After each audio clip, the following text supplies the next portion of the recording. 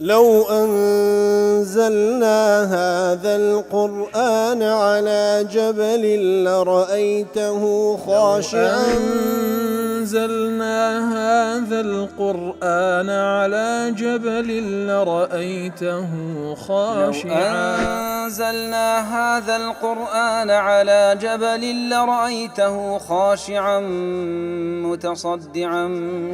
من خشية وتلك الأمثال نضربها للناس لعلهم يتفكرون.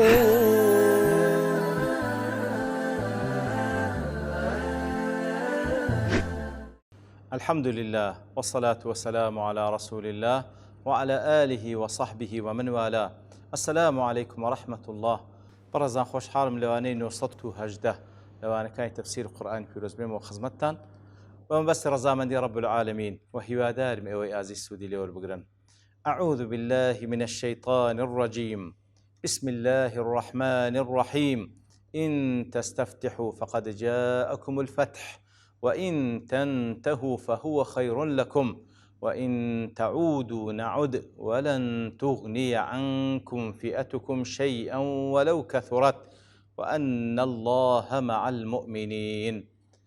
والله خوش وستان وكل واني رابردو لخزمة دوات بيروزة دابوين كرب العالمين دفرم إن تستفتحوا فقد جاءكم الفتح. أجر داوى قضاوت بكان لنيوان تان كوا مشركة كان داوى ذكر خواي قور قضاوت بكان لنيوان يعني كامل سر حقه بسري بيخ كامل سر باطلة لنايبة فقد جاءكم الفتح. فعلا خواي قورا حكم كل نيوانتان ويكوا أويل سر حق كبيغمبر صلى الله عليه وسلم بسري خص أويل سر باطلة كوا كسانش مشركا خواي قورا شكست فيهنا. وإن تنتهوا أجر واز لعداوة بيغمبر بين صلى الله عليه وسلم يأخذ أجر واز لو بين خواي قورا قزاوة نيوانتان كا فهو خير لكم باشترى لبري مهلتان دا بلان بخوتان داواتان كر خواي قورا بوشي عقاب تانددا. وإن تعودوا نعد. أجر بش قرينا وديسنا لبو عداوات بيغمبر صلى الله عليه وسلم نعد دا قرينا ولبو نصر الداني لدجينجو ولن تغني عنكم فئتكم شيئا ولو كثرت. يتلو حالتك نصرة إخوابي لبو إيمان داران أنقو هرتسند جمارشتان زور بي بكالك تانايه. وأن الله مع المؤمنين بيقمان الله تعالى لقل إيمان دارانا وكل تفسير سعيد دلي. وأن الله مع المؤمنين ومن كان الله معه فهو المنصور. كسيق الله تعالى إلى قلبي هر أوسر كوتوا وإن كان ضعيفا قليلا عنده أجرتي لاوازيج بي أجرتي كميج بي للاي خوي بجمارة هر أو منصورة. وهذه المعية التي أخبر الله أنه يؤيد بها المؤمنين يترأو معية إخوائي قولي وأن الله مع المؤمنين خواهي قول الله تعالى لقل إيمان داران بنصرتي وبتوفيقي هر أويش منصورة أو معية تدفر خواهي قول خبري ذاك لقل إيمان داران تكون بحسب ما قاموا به من أعمال الإيمان. كما أن الله مع المؤمنين لقدر إيمان لقل يانا سن بيداوستي إيمانيا لدي تجي خواهي قول أو هند لقل يانا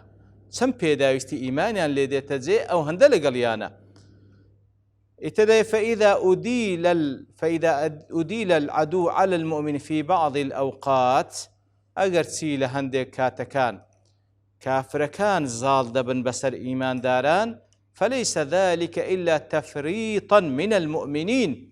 بسبب سيا كافر كان زال دبن بسر إيمان داران بسبب تقصير إيمان داران وعدم قيامهم بواجب الإيمان ومقتضاه. لبروي براستي بواجبات وبيداوستكان إيمان هالنستينه لوي كافر كان زار بوين بسريان وإلا فلو قاموا بما أمر الله به من كل وجه أجر بفرمان إخوة هلستن لهم الرويكوا لمن هزم لهم راية ولا أديل عليهم عدوهم أبدا. أجر بيداوستكان إيمان هالبستان بهيج شيويك هيج راية وعلمو آلا ودروش ميش إيمان داران هزيمة ناينيو بهيج شيويك دجمنان بسريان زال نابن. وكل تفسير قاسم جرى جوز أن يكون الخطاب في قوله تعالى إن تستفتحوا للمؤمنين. قال وكو جمهور المفسرين والي يقدنوا إن تستفتحوا فقد جاءكم فتح وخطابا لله خواهي يقولوا لبو مشركة كان بلام دالي هندق لا مفسرين جدالين إن تستفتحوا لبو إيمان دارانا أي إن تطلبوا النصر باستغاثتكم ربكم أجر داواي نصرت بكن بويكوا داواي يارمتان كل أخواي جورا فقد حصل لكم ذلك أخواي جورا في بخشين فاشكروا ربكم والزموا طاعته شكرانا بجير بن لبو أخواي جورا دز بطاعته كي بقرنوا ملازمة بكن وقوله تعالى إن تنتهوا وإن تنتهوا فهو خير لكم ليردا كل يقدر توقع خطاب له إيمان داران بي عن المنازعة في أمر الأنفال واز لو يبين وكل السرتاي يكم آيات خواهي يقول باس لو إيمان داران منازعة وتشيشم كوتبينان لتونيتي توزيع غنيمك وعن طلب الفداء على الأسرى الذي عوتبوا عليه وكل آيات كان كوتاجدة كمصير أو أسيرانك ككوت بردست إيمان دارن تيان لهاد كدين له تفاصيل بعض ذكين يتل نتيجة أو بيان صوص أو رأيه هالبجار كوا برانبر بشيء يأخذ مقدارك لبارة برا الله عندكاتن كواتا لوش خواي جورا عتابيان لقل ذكا كواتا أجر واز لوش بينن واز لويد كجبين كوا منازعة للنيوان خواتهم بكن أو باشتر وإن تنتهوا عن مثلي فهو خير لكم باشتر لبوتان وإن تعودوا أدي أوكل إلى تلك المنازعات أجر بقرنوا لبو أو تشمة ديسان زاري شديكا أو ديسان نعود بويكوا بوشيوية وإن تعودوا نعود عليكم بالإنكار أجر أو تشمة كوتنيوانتان ديسان دقرينكوا إنكاري وحالتي دكين كوا أنقول السريبوينا وتهييج العدو وهروها بوي أجر بيت چشم لنوانتان بي لمقابل دجمنكتان وكبري مهيأ دبي هان ددري لدجينجو لأن الوعد بنصركم مشروط بشرط استمراركم على الطاعة وترك المخالفة كواتا وعدي خواي جورة بنصر الدانينجو مرزدار بوي كوا بردوان باللسر طاعة مخالفنكا ثم لا تنفعكم الفئة والكثرة ولن تنفعكم فئتكم ولو كثرت يتر لك لو كاتجدا في أو كوملو جمارا بهانات الناي إذ لم يكن الله معكم بالنصر كوات هرچند جمارشتان زور بقى خوي جورا تأيد تانك بنصرتي خوي أو جمار زورينجو بهانات الناي فإنهم مع الكاملين في إيمانهم الله تعالى وأن الله مع المؤمنين لقال أو كسانك وإيمان كامليا هي وهذا الوجه قرره الرازي ونقله عنه القاضي كواتا ونقله عن القاضي كواتا إمام رازي أو وجهيها البجاردية كوا خطابك لبو إيمان دارانا لتشيش جرايته لقاضي جرايته بلا مكو قتمان جمهوري مفسرين لقال أونا جمهوري مفسرين لقال أونا كوا خطابك لبو مشركة كان نوغ لبو إيمان دارانا باشا مكو التفسير السعدي دلي لما أخبر تعالى أنه مع المؤمنين كاتك وأخوي قول سبحانه وتعالى لك وتاءت كذا فرمي وأن الله مع المؤمنين أمرهم أن يقوموا بمقتضى الإيمان أنزا أخوي قول فرمان لبيداويستي إيمان سيا بي هالبستن كوا لنتيجة أو معيتي أخوي قول بدز دينا وكذا فرمي يا أيها الذين آمنوا أطيعوا الله ورسوله أيكم ربرواداران جورالي الله تعالى سبحانه وتعالى وأهل وبيغمبر كبنا صلى الله عليه وسلم ولا تولوا عنه وأنتم تسمعون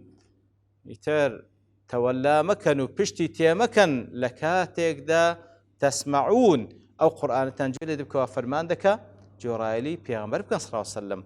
يا أيها الذين آمنوا أطيعوا الله ورسوله أكل تفسير قاسمي دلي ياخذ عفوا التفسير السعدي دلي بامتثال أمرهما واجتناب نهيهما كواتا أيكم مر برواداران إطاعي الله تعالى بكن سبحانه وتعالى إطاعي بيغمبر كبنا صلى الله عليه وسلم بويكوا فرمان كان زيب كان وازبين لوشتانك وأوان نهيان كدية ولا تولوا عنه أي تعرضوا عنه بمخالفة أمره كواتا بشتي تيمكن بويكوا بتسن مخالفي فرمان كان بكن وكل تفسير سعدي ولا تولوا عنه أي عن هذا الأمر فشت لو فرمان مكن كبريت لطاعة خواه طاعة بيغمبر صلى الله عليه وسلم وأنتم تسمعون لكاتك ذات دبيستن وكل قاسم أي القرآن الناطق بوجوب طاعته والمواعظ الزاجر عن مخالفته فتزيات لقاسمي ولا تولوا عنه ولا تولوا عنه بويكوا تولى مكان لبيغمبر صلى الله عليه وسلم لكاتك دا جوتان لدي بكوا قرآن بيروز فرمان تان بيدكا كوا طاعت كريم بيان صوصم واجبة واروا آموشگاري تان دكا لويكوا بهي شيء مخالفة مكان لتفسير السعدي كوا قلتي ولا تولوا عنه واتا پشت لوي مكان كوا بسن طاعتي خوا بيغمبر إخوانكا وأنتم تسمعون ما يتلى عليكم من كتاب الله لكاتك دا نقول دبيستن ستان لو دادا بزيل كتابي خواي قولوا فرمان كاني آموشگاري كاني فتوليكم في هذه الحال من أقبح الأحوال كتلكاتك دا نقول دبيستن خواي قولوا سيدا فرمي سبحانه وتعالى وفي غنبر كيس خاصم سيدا فرمي لكاتك دا كدبيستن لقال أوش كوا دبيستن مخالفة بكن اشتي شي زور قبيح وناشرين لدوات دا فرمي ولا تكونوا كالذين قالوا سمعنا وهم لا يسمعون وكو كسانش مبن كوا قوتيان بيستمان بلام لحق دعوانا بيستن وكل قاسمي دلي ولا تكونوا كالذين قالوا سمعنا أي ادعوا السماع وكو كسان بن كوا ادعاء دكن كوا دبيستن لحق دا وهم لا يسمعون لحق دعوان لا يسمعون أي سماع تدبر واتعاظ لكاتك دعوان بو بيستن بيستن كوا لي بفكرنو وهروا فندو آموش قايل لي وربقرن شين أوانا كوا دلين بيستمان لحقة جنابيستن وكل قاسم وهم المنافقون دور وكان أو المشركون يعني المشركة كان فالمنفي سماع خاص كوات وهم لا يسمعون أو كوا نفي كدليان دلي بيستنيشي تايبته لكنه أتى به مطلقا كاتكوا ليردا ثم لا يسمعون ما بس ليردا بيستنيشي تايبته بلام كبا مطلقي وراي فالمتي للإشارة إلى أنهم تولوا إلى أنهم نزلوا منزلة من لا يسمع أصلا وهم لا يسمعون أوان بس فعلا استجابان نياح بوش شوي نابي استنكوا بندي ليور بقرن بلام خاي يقول أصلا نفي سماع يعني لذا كاتن وكوات دانهين تريز أو كسان كوا أصلا هالكرن نابي استن يجعل سماعهم بمنزلة العدم أو كوادشي بيستن وكوي عدم وقيل السماع مجاز عن التصديق كواتان ديش دلين وهم لا يسمعون معنى لا يصدقون تصديقنا كان لا تفسير سعد دلين أي لا تكتفوا بمجرد الدعوة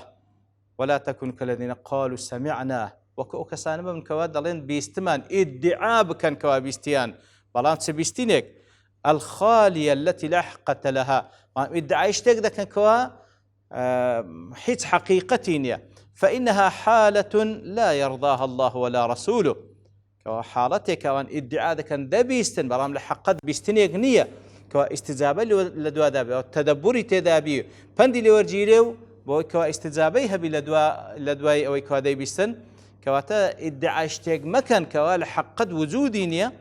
وحالتك لا يرضاها الله ولا رسوله وحالتك الله تعالى سبحانه وتعالى وبيغمبر كيس